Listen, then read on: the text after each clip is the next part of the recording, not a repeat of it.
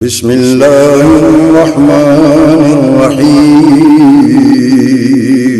شروع اللہ کے نام سے جو بڑا مہربان نہایت رحم والا ہے۔ السلام علیکم ورحمۃ اللہ وبرکاتہ۔ الحمدللہ رب العالمین والصلاة والسلام علی سید المرسلین والعاقبۃ للمتقین، اما بعد۔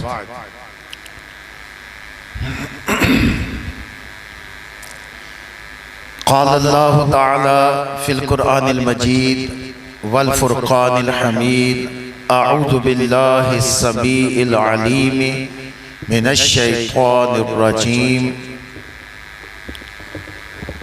اقرأ باسم ربک الذی خلق۔ اس ذات کے نام سے، اپنے رب کے نام سے پڑھ جس نے تجھے پیدا کیا ہے۔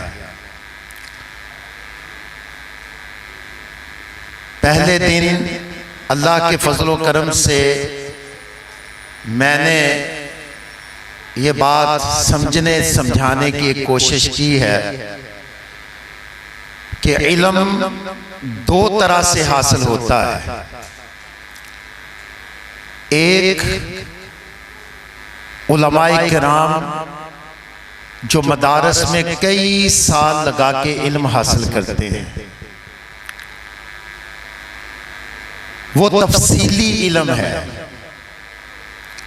اگر اس ڈسٹرکٹ اوکاڑا سے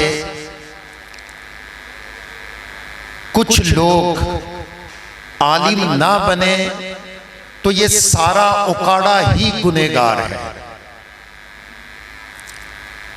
جیسے نماز جنازہ ہے، اگر علاقے کے چند لوگ جنازہ نہیں پڑھیں گے تو ساری بستی آبادی وہ گنہگار ہے، اور اگر چند لوگ پڑھ لیں گے تو وہ سب کی طرف سے کفایت کرے گا۔ اس لیے چند لوگ اگر عالم بنتے ہیں، یہ تفصیلی علم پڑھتے ہیں، تو وہ اسی طرح ہو جاتا ہے کہ ہم سب کی طرف سے کفایت کرتا ہے۔ لیکن ایک ہم نے سکول کی دیواروں پہ لکھا پڑھا تھا، طلب العلم فریضۃ علی کل مسلم، علم حاصل کرنا ہر مسلمان پر فرض ہے۔ وہ علم کون سا؟ یہی دین کا علم ہے، ہم سب پہ جو فرض ہے کہ جب بالغ ہوا تو اس پر نماز فرض ہوئی، اب ضرورت کے مطابق اس کا علم حاصل کرنا بھی فرض ہو گیا۔ اب اللہ نے پیسہ دیا، ہم پہ عمرہ حج فرض ہوا، اب اس کا سیکھنا، اس کا بنیادی علم حاصل کرنا وہ بھی ہم سب پہ فرض ہو گیا۔ تو اللہ کے فضل و کرم سے اس کے لیے آج یہاں پہ جمع ہے، اور آج ہمارا تیسرا لیکچر ہے۔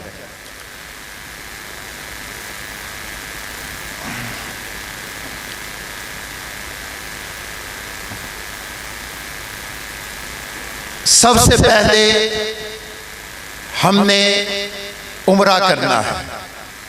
عمرہ مکمل کرنے کے بعد احرام جب کھل گیا تو ہم ہر طرح سے حلال ہو گئے، یعنی جو چیزیں ہم پہ حرام ہوئی تھی وہ ساری حلال ہو گئی۔ اب 8 ذو الحجہ کو ہم نے دوبارہ حج کا احرام باندھنا ہے، اور حج کے لیے پھر نیت کرنی ہے، اللہم لبیک حجا۔ یہ ہے حج تمتع جو ہم کرنے جا رہے ہیں۔ تو اس میں سب سے پہلے عمرہ ہے، تو عمرہ پورے عمرے میں یہ جو چیپٹر ہے آپ کے سامنے، اس کا عمرے کے ارکان اور واجبات عمرہ، یہ ہر بندے کو، ہر عورت کو یہ یاد ہونے چاہیے۔ نمبر 1، احرام باندھنا۔ یہ جو ہم چادریں باندھتے ہیں، یہ سادہ چادریں ہیں۔ یہ احرام کب چادریں بنتی ہیں؟ جب ہم میقات پر نیت کرتے ہیں، نیت کرنے سے ہمارے اوپر احرام کی پابندیاں لگتی ہیں، اور پھر ہی وہ چادریں جو ہیں احرام بنتی ہیں۔ جب تک ہم نیت نہیں کر لیتے ہمارے اوپر کسی قسم کی کوئی پابندی نہیں ہے، ہم نے صرف سادہ جو چادریں ہیں وہ باندھی ہوئی ہیں، تہمت اور جو ایک اوپر دی ہے، اور عورت نے جو اپنے سادہ کپڑے پہنے ہوئے ہیں۔ جب نیت کریں گے تو یہ پھر احرام بن جائے گا۔ تو سب سے پہلے ہے احرام باندھنا، مانا ہے نیت کرنا، جس سے وہ چادریں یا عورت کا لباس وہ احرام بن جائے۔ نمبر 2، بیت اللہ کا طواف، جو کہ ہم جاتے ہی عمرے میں طواف کریں گے۔ نمبر 3، صفا مروہ کی سعی کرنا، یہ بھی ارکان میں سے ہے۔ اور اس کے واجبات مانا فرائض، جو چیزیں فرض ہیں۔ نمبر 1، میقات سے احرام باندھنا، وہ جو احرام کی نیت کی ہے وہ میقات سے کرنا، میقات سے کرنا۔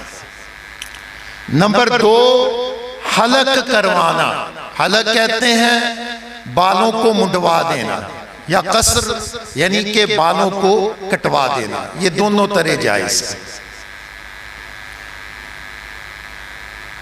اگر عمرے کے ارکان میں سے کوئی ایک رکن رہ گیا تو ہمارا عمرہ نہیں ہوگا۔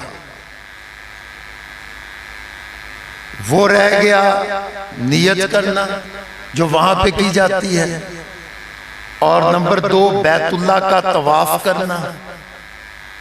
اگر طواف رہ گیا یا سعی رہ گئی ہمارا عمرہ نہیں ہوگا، بالکل نہیں ہوگا۔ اس کا مطلب یہ ہوا کہ اگر باقی چیزوں میں سے کوئی چیز رہ گئی تو گنجائش نکل آئے گی، اگر ان 3 میں سے کوئی رہ گئی تو ہمارا عمرہ نہیں ہوگا۔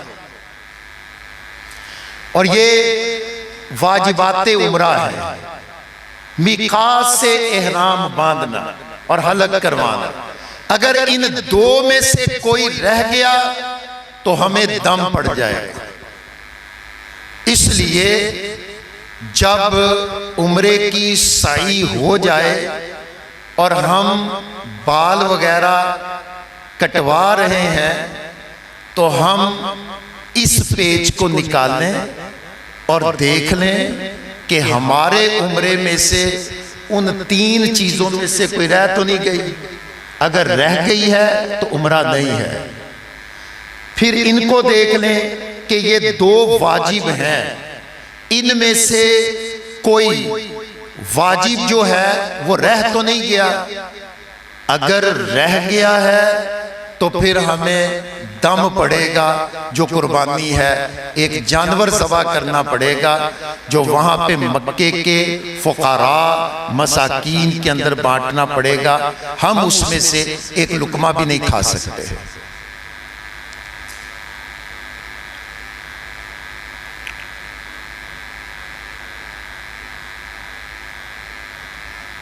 یہ پھر وہ پہلا چیپٹر پھر کھل گیا، کیونکہ یہاں سے جو ہے وہ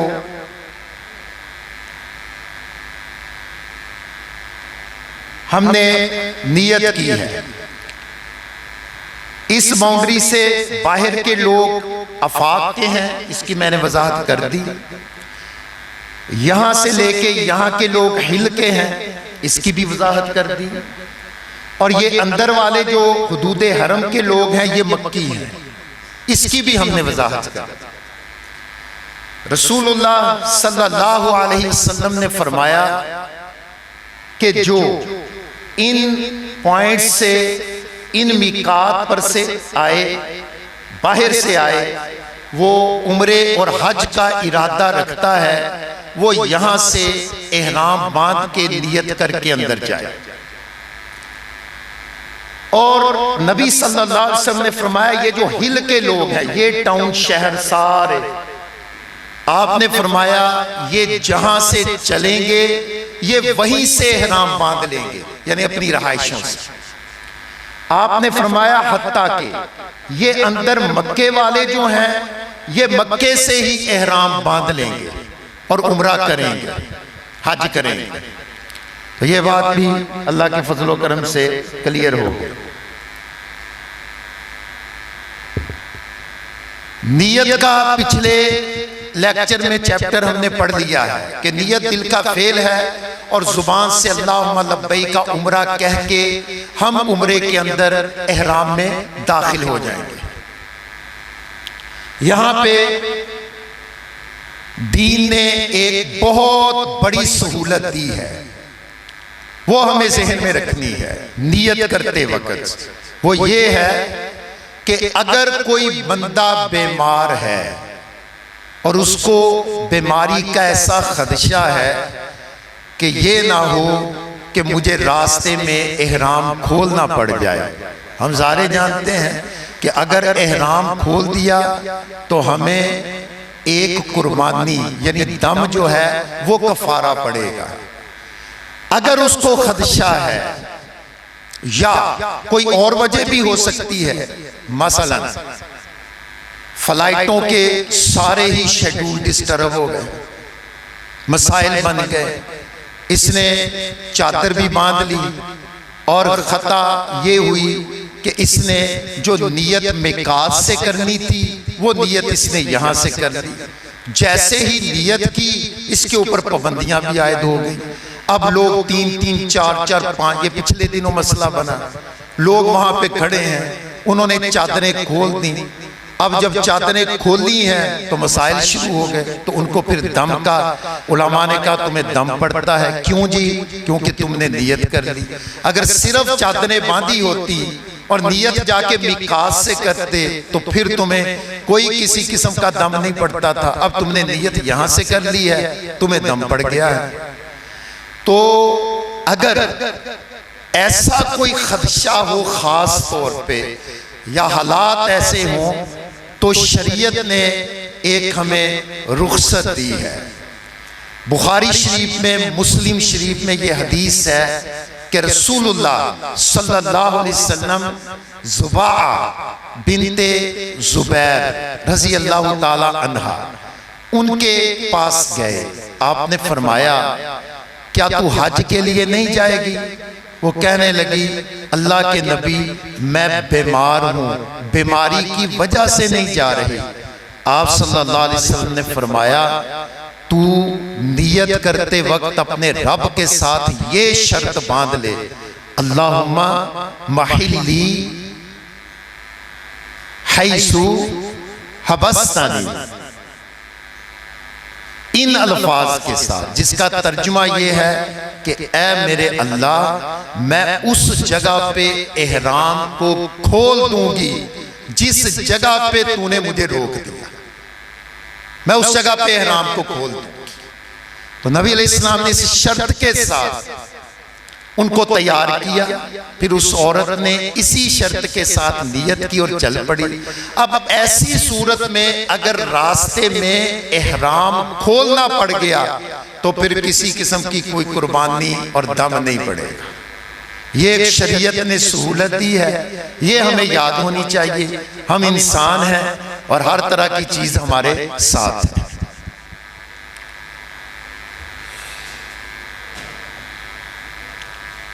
دوسرا، وہ کہہ رہے تھے کہ جب میں میقات پہ نیت کرنی تھی تو میں سو گیا، ایسے ہی آگے گزر گیا۔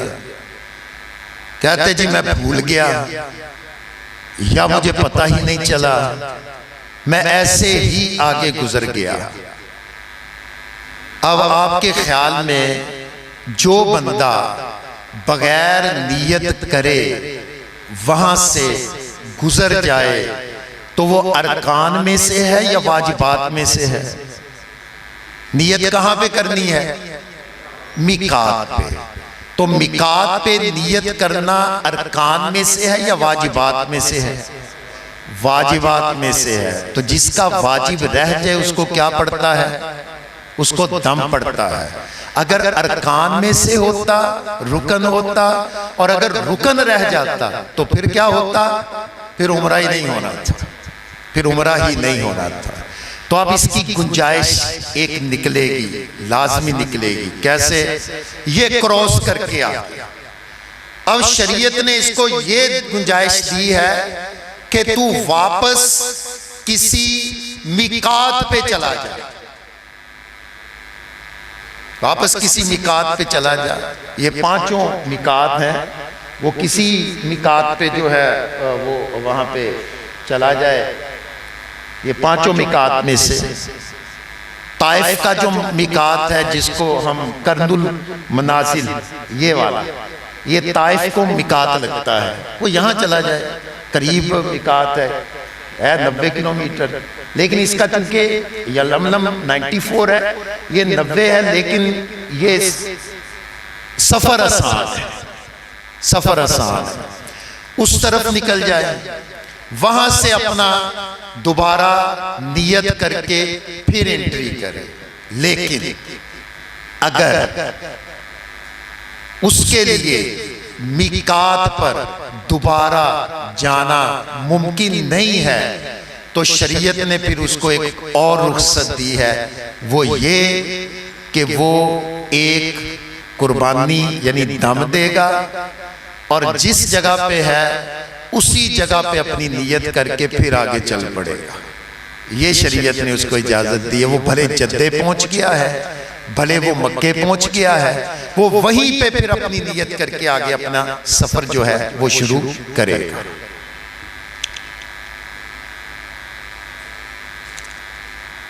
اب ہم نے نیت کی، ہمارا سفر شروع ہو گیا آگے، یعنی یلملم پہ ہم نے نیت کی۔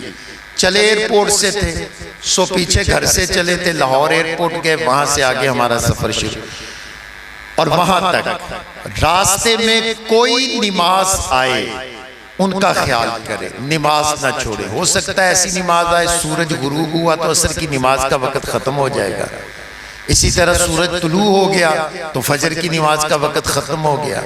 نماز کو جان بوجھ کے قضا کرنا تو جائز ہی نہیں ہے شریعت کے اندر، اس لیے نماز ضرور ادا کریں۔ آپ جہاز پہ ہیں، آپ جہاز میں ہی نماز ادا کریں۔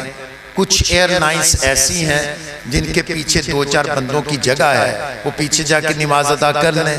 اگر جگہ نہیں مل رہی تو سیٹ پر بیٹھے ہی اپنی نماز ادا کریں۔ نماز چھوڑنا یہ دین کے اندر جائز نہیں ہے۔ نماز کو اس کے وقت میں ادا کرنا یہ شریعت کا حکم ہے۔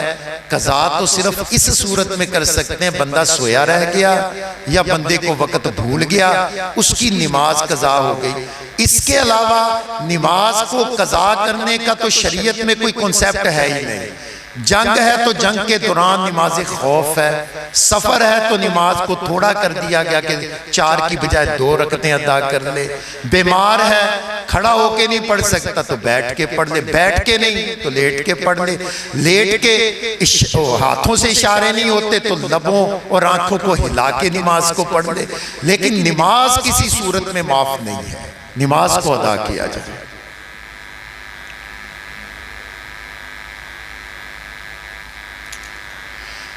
ہم ایئرپورٹ سے اپنے ہوٹل پہنچ جائیں گے۔ ہوٹل پہنچ کے سب سے پہلے اپنے آپ کو دیکھیں، آپ ایک گروپ کی شکل ہیں، آپ اکیلے ہیں، مرد ہیں، خواتین ہیں، سفر تھا، پیچھے بھی نیند ہے، آگے بھی سفر ہے، تھکے ہوئے ہیں، اور یہ جو عمل ہے یہ عظیم عبادت ہے، اور ایسی عبادت ہے جس کو ہم بدنی بھی کہتے ہیں اور مالی عبادت بھی کہتے ہیں۔ اس کے اندر جوہد ہے، اس کے اندر طاقت ہے، اس کے اندر محنت لگتی ہے۔ تو جتنا حشاش بشاش ہو کے اچھے طریقے سے کریں گے تو وہ زیادہ انشاءاللہ تعالی ہم اس کی تسکین جو ہے وہ انشاءاللہ حاصل کر پائیں گے۔ تو اس لیے آرام کر لیں، تھوڑا سکون کر لیں۔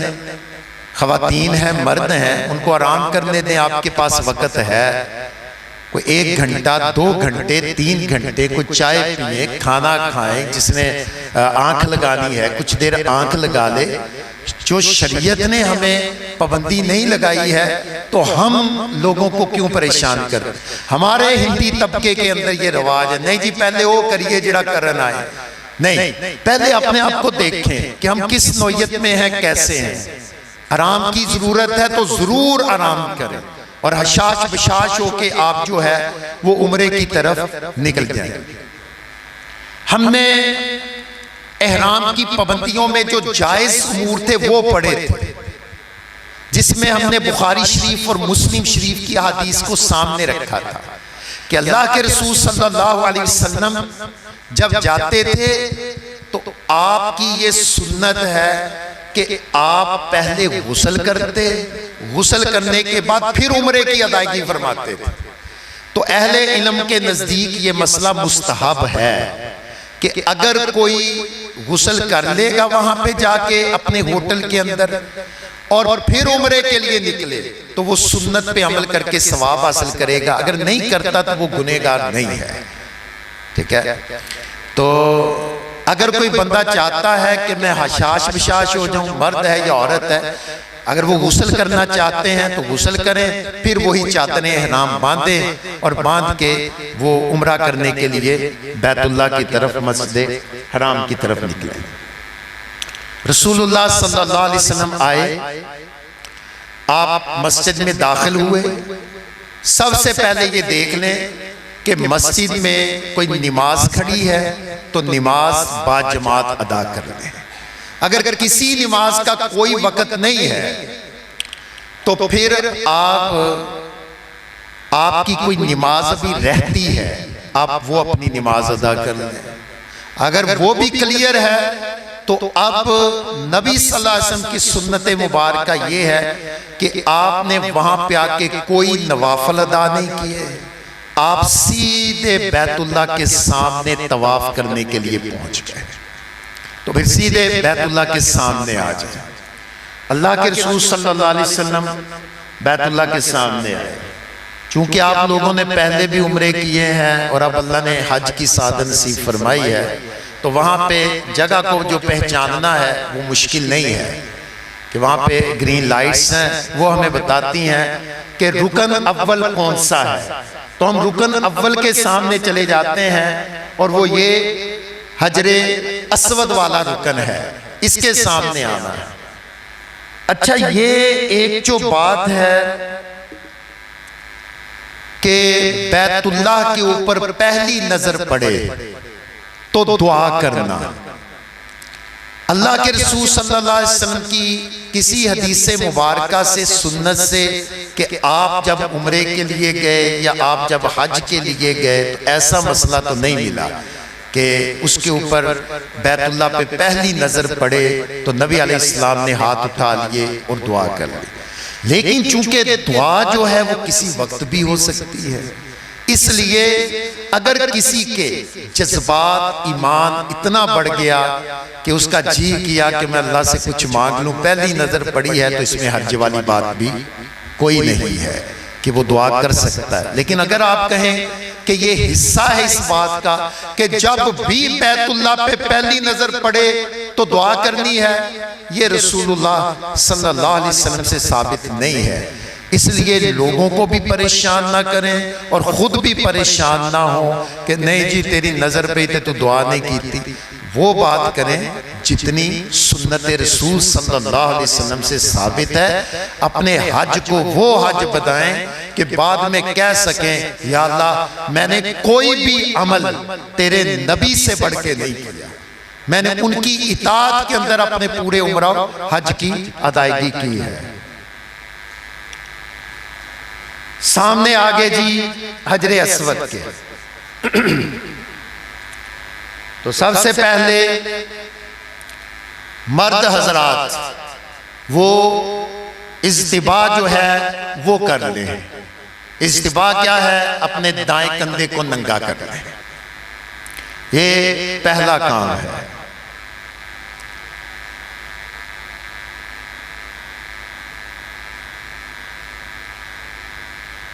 دوسرا کام استلام. استلام کا مطلب ہے حجر اسود کو بوسہ دینا، اس کو بوسہ دینا. میں نے یہ وضاحت کر دی تھی پچھلے اپنے لیکچر کے اندر کہ وہ کہتے ہیں کچھ لوگ یہ وہم ڈال دیتے ہیں جی حجر اسود کو تو خوشبو لگی ہے آپ بوسہ نہیں کر سکتے. یہ اللہ نے حکم دیا تھا ابراہیم علیہ السلام کو کہ اس گھر کو پاک صاف بھی رکھنا ہے اور خوشبودار بھی رکھنا ہے. مطلب یہ کہ اس کے غلاف پہ بھی خوشبو لگی ہو، اس کی دیواروں پہ بھی خوشبو لگی ہو، حجر اسود بھی خوشبودار ہو، اس کا صحن بھی خوشبودار ہو، اس کی صفیں بھی خوشبودار ہو، یہ سارا ہی خوشبودار ہونا چاہیے. کبھی امام ابو حنیفہ رحمہ اللہ تعالیٰ نے، امام شافعی، امام مالک، امام احمد ابن حنبل، کبھی بھی ائمۃ المجتہدین نے کبھی بھی نہیں روکا کسی کو کہ وہ حجر اسود کا بوسہ نہ لے. جس نے حجر اسود کا بوسہ لینا ہے بھئی وہ بوسہ لینے جا رہا ہے، خوشبو لگانے نہیں جا رہا. خوشبو لگانے سے منع کیا گیا ہے، اگر خود کہیں سے لگ جائے اس پہ تو شریعت نے کوئی پابندی نہیں لگائی.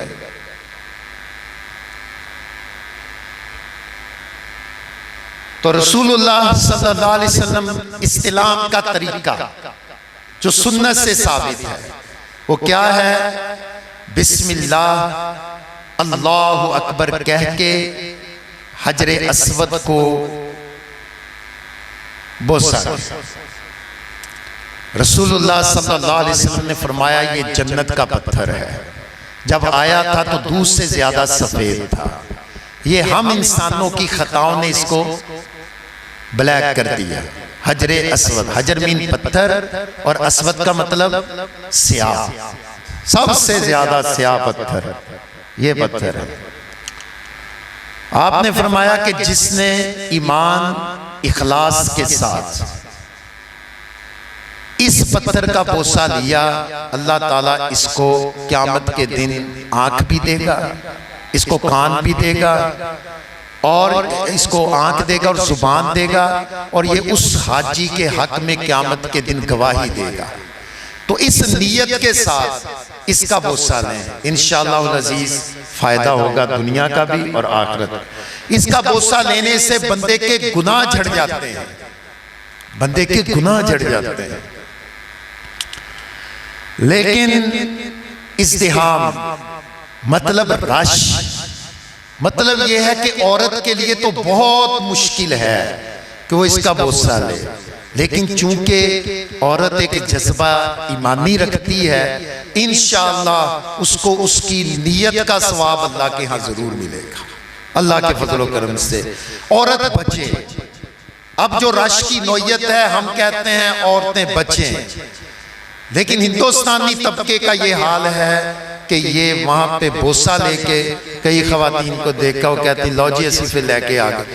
ایسا نہ کریں، رش سے بچیں. عورت ہے وہاں پہ مرد نہیں جا سکتا جلدی، تو عورتیں کیسے وہاں پہ ارکان بھی پڑھے، حج کے واجبات بھی پڑھے. یہ واجبات میں سے تو نہیں ہے، واجبات میں سے اس کا بوسہ لینا نہیں ہے، تو یہ سنت ہے.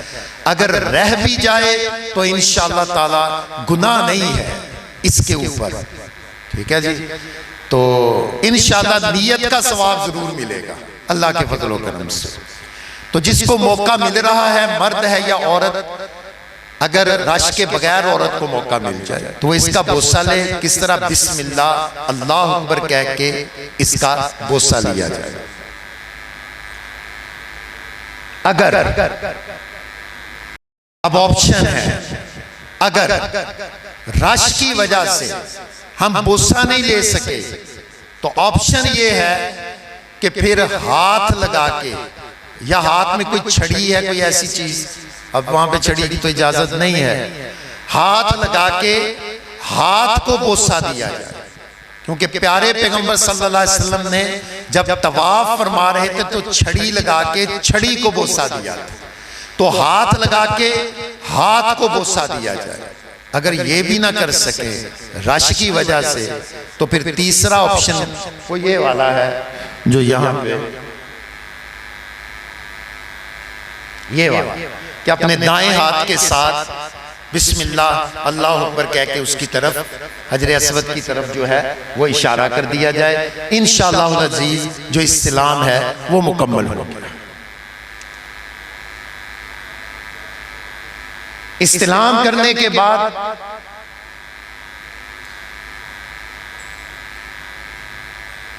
یہاں سے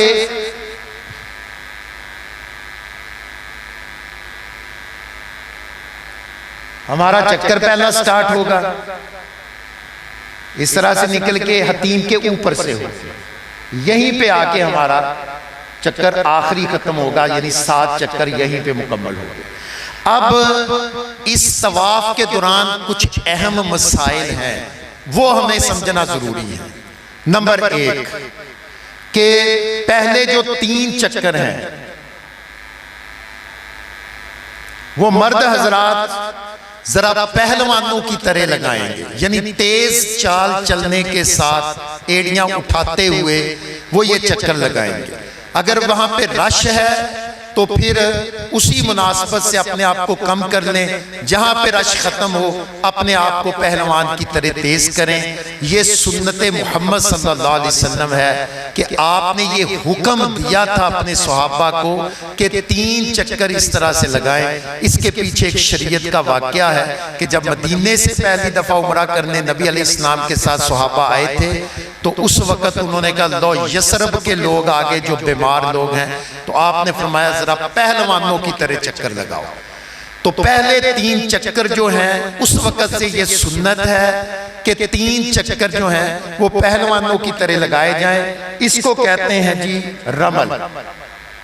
باقی 4 چکر جو ہیں وہ نارمل لگائے جائیں گے. عورتیں جو ہیں وہ نارمل ہی سارے چکر لگائیں گے.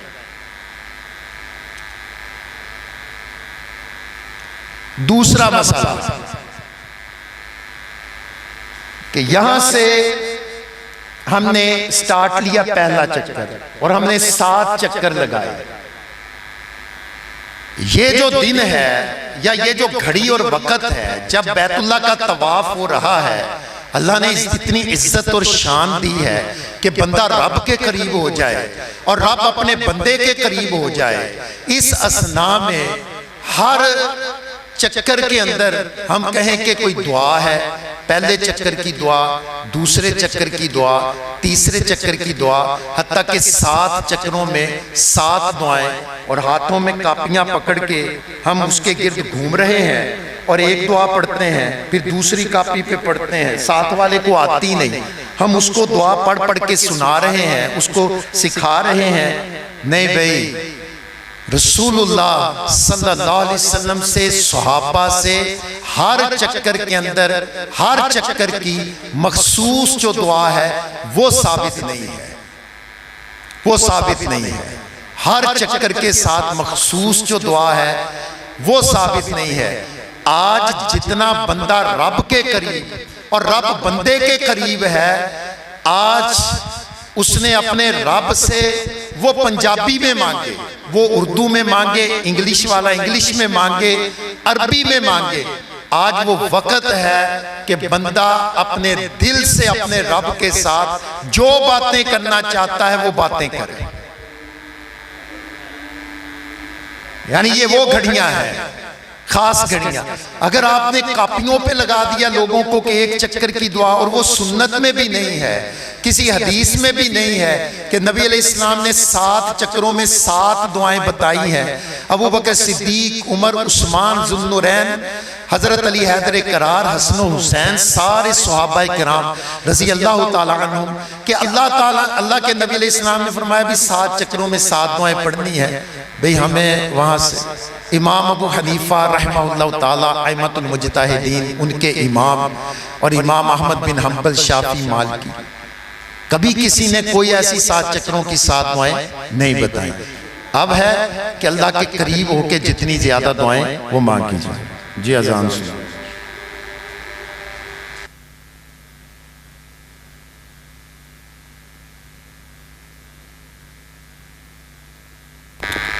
السلام علیکم ورحمۃ اللہ.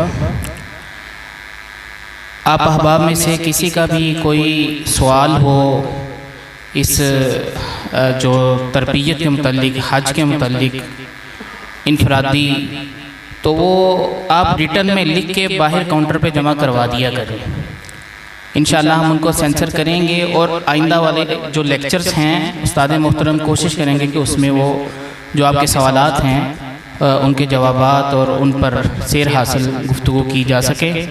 جو بھی سوالات ہیں وہ آپ ریٹن میں لکھ کے باہر کاؤنٹر پر جمع کروا دیں. جزاکم اللہ خیرہ و احسن الجزاء.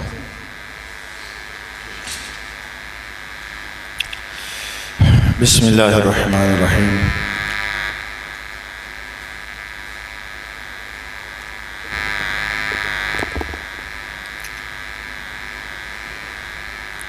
تو میں یہ کہہ رہا تھا کہ ہم پابند نہ کسی کو کریں. آج موقع ہے کہ اللہ سے جو مانگنا ہے وہ اپنی زبان میں مانگیں، وہ عربی زبان میں مانگیں.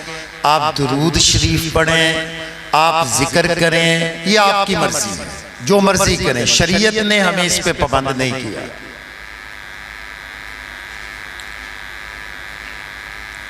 اگلا مسئلہ کہ رسول اللہ صلی اللہ علیہ وسلم جب چکر لگاتے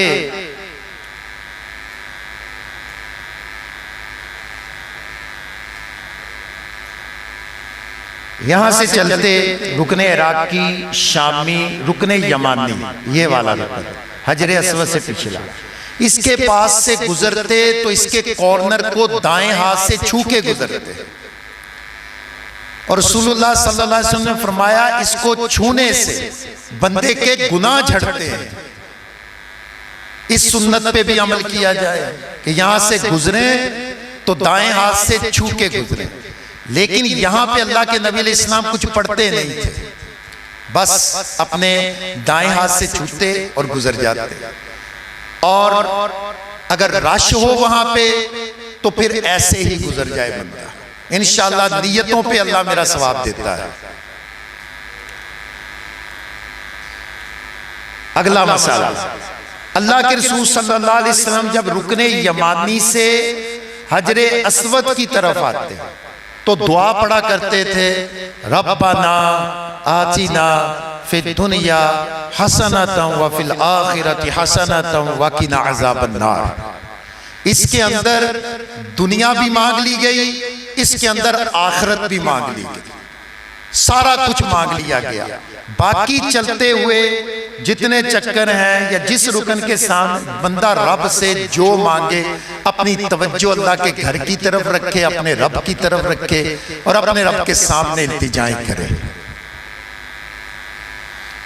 اگلا مسئلہ کہ یہاں سے چکر کا سٹارٹ لیا، مثلا تیسرا چکر ہم لے کے چلے،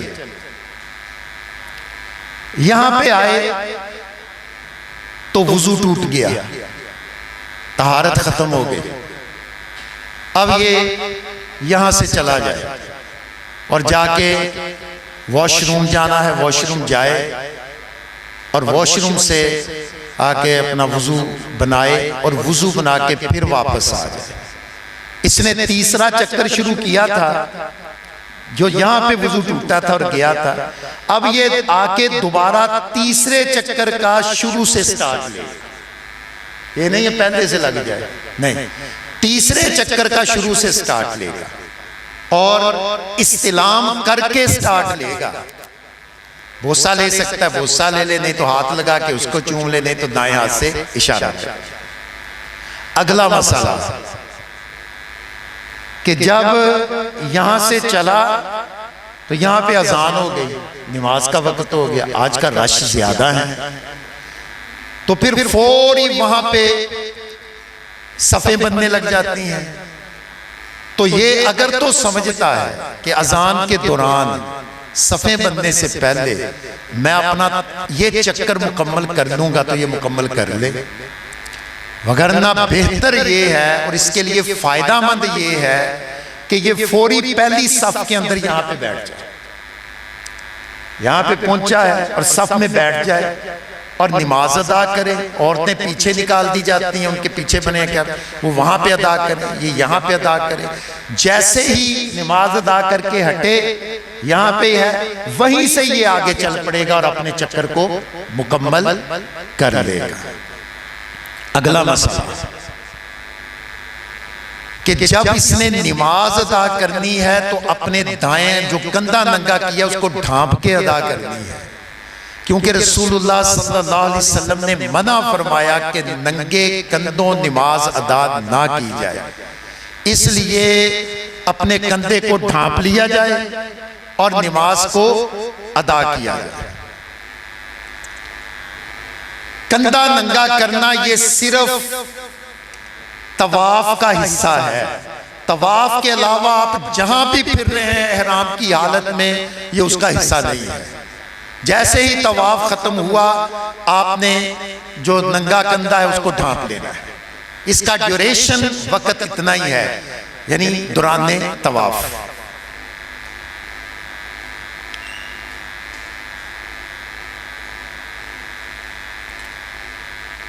جب بھی چکر کا سٹارٹ لیتے تو نبی صلی اللہ علیہ وسلم استلام فرمایا کرتے تھے. 7 چکر 7 استلام آپ صلی اللہ علیہ وسلم نے فرمائے.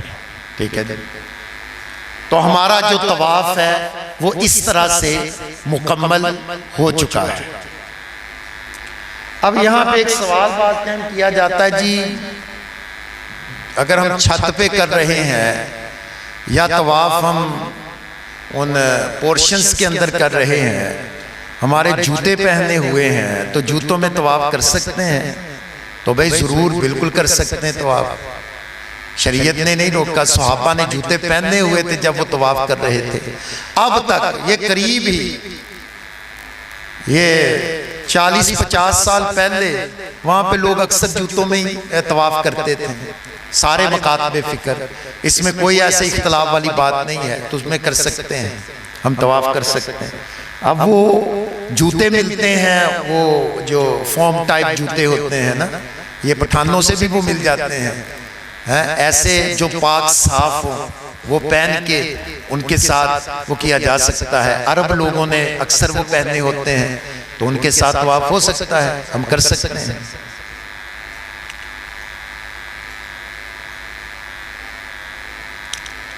ہمارا جیسے طواف جو ہے مکمل ہوا، طواف کرنے کے بعد ہم مقام ابراہیم کے پیچھے آئیں گے. یہ مقام ابراہیم ہے، اس کے پیچھے 2 رکعت جو ہے وہ نماز ادا کی جائے گی. اللہ تعالیٰ نے قرآن میں یہ حکم دیا ہے وَاتَّخِذُوا مِن مَقَامِ إِبْرَاهِيمَ مُصَلًّى، کہ مقام ابراہیم کو جائے نماز بناؤ، نماز کی جگہ. اس کے پیچھے آ کے 2 رکعت نماز ادا کریں. اگر یہاں پہ جگہ مل جائے تو ٹھیک ہے، نہیں تو پیچھے چلے جائیں. وہاں جگہ نہیں تو اور پیچھے چلے جائیں، وہاں نہیں تو اور پیچھے چلے جائیں. اگر کہیں بھی جگہ نہیں تو آپ کسی جگہ بھی 2 رکعتیں ادا کریں گے تو وہ اس کی نماز ادا ہو جائے گی. پہلی رکعت میں سنت یہ ہے کہ سورہ کافرون پڑھی جائے، اور دوسری رکعت کے اندر سنت یہ ہے سورہ اخلاص پڑھی جائے. یہ 2 رکعتیں ادا کر کے یہاں پہ ہاتھ اٹھا کے دعا کرنا یہ نبی صلی اللہ علیہ وسلم سے ثابت نہیں ہے. آپ نے 2 رکعتیں ادا فرمائی، حدیث کے اندر صرف اتنا ہی ذکر ہے.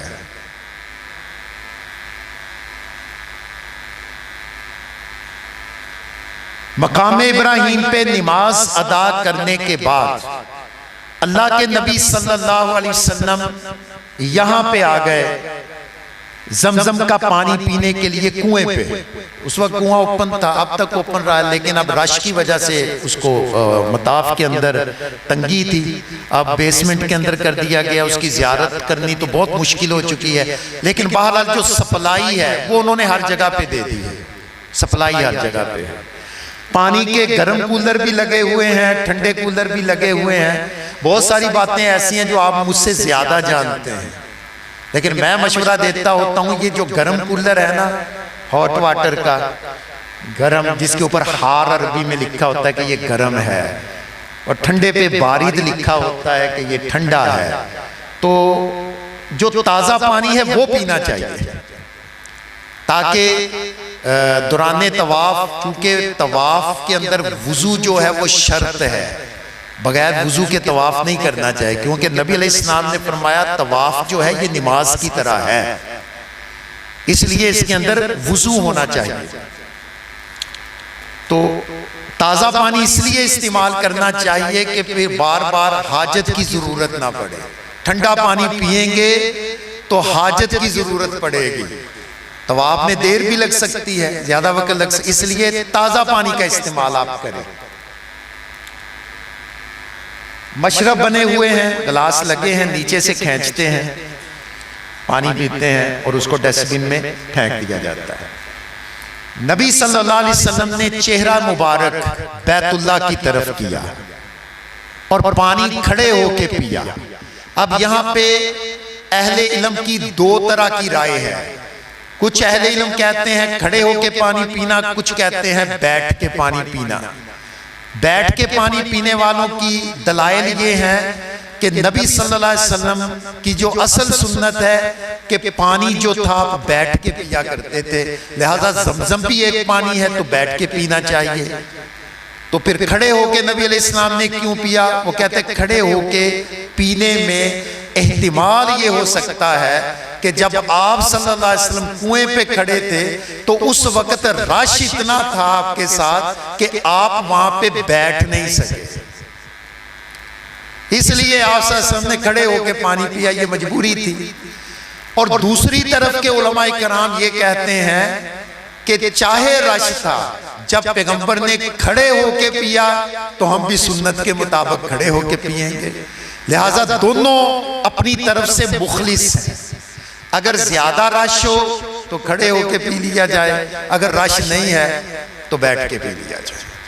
تو نبی علیہ السلام نے چہرہ مبارک بیت اللہ کی طرف کیا، پانی آپ صلی اللہ علیہ وسلم نے خوب پیا، اور اس کے بعد پانی کا لپ جو تھا آپ صلی اللہ علیہ وسلم نے اپنے سر مبارک کے اوپر بھی ڈالا۔ اس سنت کو بھی پورا کریں، مرد بھی کر سکتے ہیں، عورتیں بھی پورا کر سکتے ہیں۔ پانی پینے کے بعد یہ پانی کے متعلق میں نے بتایا تھا غذا بھی ہے، شفا بھی ہے۔ اس سے پہلے بندے کے دل میں جو مراد ہے، رب سے جو مانگتا ہے، اللہ تعالیٰ اس مراد کو پوری فرما دیتا ہے، اور یہ شفا ہے۔ اس پہ اپنا یقین کامل کریں ہم کہ یہاں پہ رب سے یہ کہہ کے جائیں کہ یا اللہ تو نے بلوایا ہے پیغمبر کو کہ یہ شفا والا پانی ہے، تو اب میں تو بیمار ہوں، تو میں تو شفا کے لیے اب جا رہا کہ تو مجھے اس پانی سے شفا بھی دے گا، تو شفا دے کے مجھے گھر بھیجے گا۔ اپنے رب سے یہ باتیں پہلے کہہ دیں۔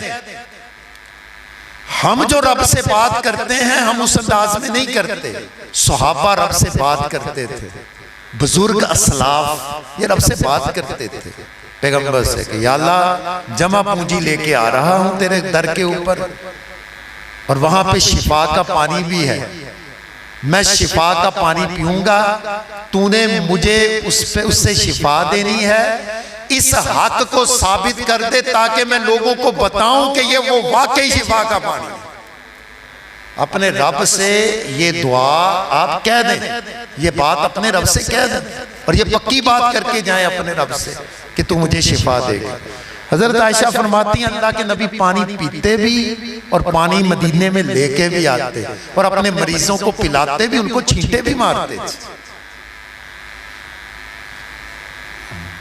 اللہ کے رسول صلی اللہ علیہ وسلم نے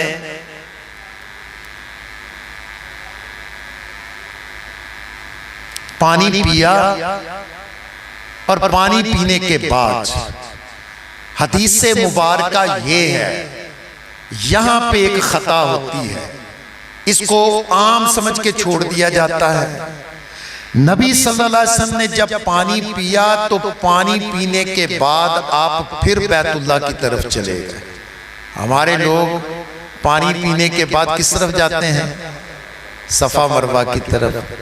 اللہ کے نبی صلی اللہ علیہ وسلم جب حج کر رہے تھے اپنے عمرے کے دوران، آپ نے پانی پیا، ترمذی شریف کی حدیث، آپ نے پانی پیا اور پانی پی کے آپ صلی اللہ علیہ وسلم پھر بیت اللہ کی طرف گئے اور حجر اسود پہ جا کے استلام فرمایا. اس سنت کو بھی پورا کرے. استلام فرما کے اللہ اکبر کہہ کے استلام فرمایا. استلام فرما کے پھر آپ صلی اللہ علیہ وسلم صفا و مروہ کی طرف چلے گئے. یہ سنت ہے, یہ طریقہ ہے. آپ لوگوں نے عمرے بھی کیے ہیں, حج بھی کیے ہیں. یہ صحیح حدیث مبارکہ ہے, کتابوں میں موجود ہے. نبی صلی اللہ علیہ وسلم نے اپنے حج کے عمرے کے دوران ایسے ہی کیا تھا.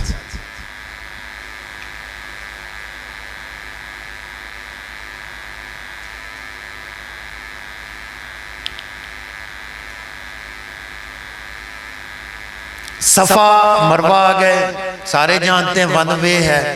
نبی صلی اللہ علیہ وسلم جب صفا کی طرف چڑھ رہے تھے تو آپ دعا فرما رہے تھے, قرآن کی آیت پڑھ رہے تھے, ان الصفا والمروہ من شعائر اللہ, کہ دعا پڑھ رہے تھے. یعنی یہ آیت پڑھتے ہوئے اس کی جتنی کسی کو آتی ہے وہ پڑھ لے, اگر کسی کو نہیں آتی تو پڑھنی ضروری نہیں ہے.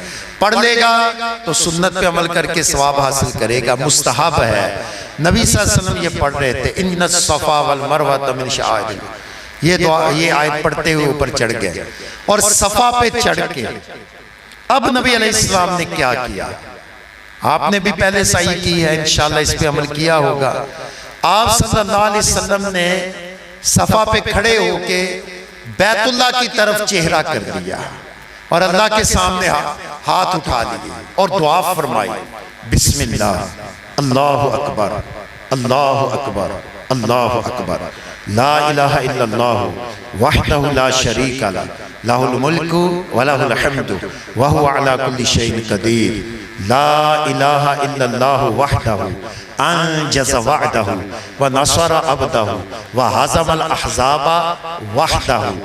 یہ دعا کر کے پھر آپ نے اپنے لیے دعائیں فرمائی, اپنوں کے لیے دعائیں فرمائی.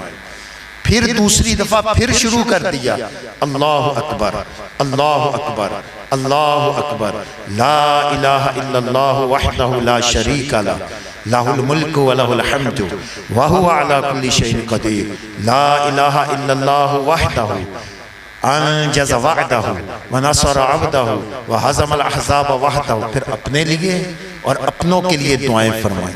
پھر تیسری دفعہ شروع کر دیا, اللہ اکبر, اللہ اکبر, اللہ اکبر, لا الہ الا اللہ وحدہ لا شریک لہ, لہ الملک ولہ الحمد وہو علی کل شیء قدیر, لا الہ الا اللہ وحدہ انجز وعدہ ونصر عبدہ وہزم الاحزاب وحدہ. پھر اپنے لیے اپنوں کے لیے دعائیں فرمائیں, چاہے اردو میں کر لیں چاہے پنجابی میں کر لیں, دعائیں کریں اور اس انداز سے آپ دعا کریں. نبی علیہ السلام نے آخری دن انشاءاللہ یہاں پہ جو دن ہوگا اتوار کا, یہاں پہ اللہ کے فضل و کرم سے جو آپ لوگوں کے لیے تحائف کا اہتمام ہے تو اس کے ساتھ انشاءاللہ یہ دعائیں اور مختصر سا کچھ طریقہ بھی جو ہے وہ آپ کے سپرد کیا جائے گا عمرہ و حج کا. یہ دعا کر کے اللہ کے نبی صلی اللہ علیہ وسلم مروہ کی طرف چل پڑے. چونکہ ون وے ہے, نبی علیہ السلام کی سنت مبارکہ ہمیشہ رہی دائیں طرف سے چلنا, تو آپ نے دایاں راستہ اختیار کیا اور مروہ کی طرف چل پڑے. مروہ پہ پہنچے تو ایک چکر جو ہے وہ آپ صلی اللہ علیہ وسلم کا مکمل ہو گیا. تو یہ 8 میٹر کے تقریباً 8-10 میٹر کے فاصلے پہ یا زیادہ 15 میٹر ہوگا فاصلے پہ چل کے یہ سبز لائٹیں آ جاتی ہیں. وہ کتنا فاصلہ ہوگا, میرا خیال ہے یہ یہاں سے لے کے وہ سامنے دیوار تک ہوگا. اوپر یہ گرین لائٹس لگی ہیں, ان کے نیچے مردوں نے بھاگنا ہے, عورتوں نے اپنی نارمل حالت میں ہی چلنا ہے, عورتوں نے بھاگنا نہیں ہے. اس کے پیچھے پس منظر میں واقع حضرت حاجرہ علیہ السلام کا ہے, وہ آپ نے اللہ کے فضل سے سنا ہوا ہے. تو جب مروہ پہ اللہ کے نبی علیہ السلام پہنچے, لائٹوں کے اندر اندر بھاگنا ہے, جب اس سے نکل جائیں تو پھر نارملی سب نے چلنا ہے, مرد ہے یا عورت. تو وہاں پہ پہنچے مروہ پہ, تو آپ صلی اللہ علیہ وسلم نے اپنا چہرہ مبارک جو تھا پھر بیت اللہ کی طرف کر دیا اور پھر ہاتھ اٹھا کے سیم اسی طرح دعائیں کی جیسے میں نے پہلے آپ کے سامنے پڑھ دی ہے. یہ پڑھ کے آپ نے پھر اپنے اگلے چکر کا جو ہے وہ سٹارٹ لے لیا. تو آساسن کا دوسرا چکر شروع ہوا مروہ سے صفا کی طرف. مروہ سے صفا کی طرف کتنے چکر ہو گئے؟ 2. تو اگر 7 چکر کریں تو 7واں کہاں پہ ختم ہوگا؟ مروہ پہ جا کے ختم ہوگا. وہاں پہ ہمارے 7 چکر جو ہیں وہ مکمل ہو جائیں گے. اور یہاں پہ 7 چکروں کے دوران 1-2 مسئلے وہ یہ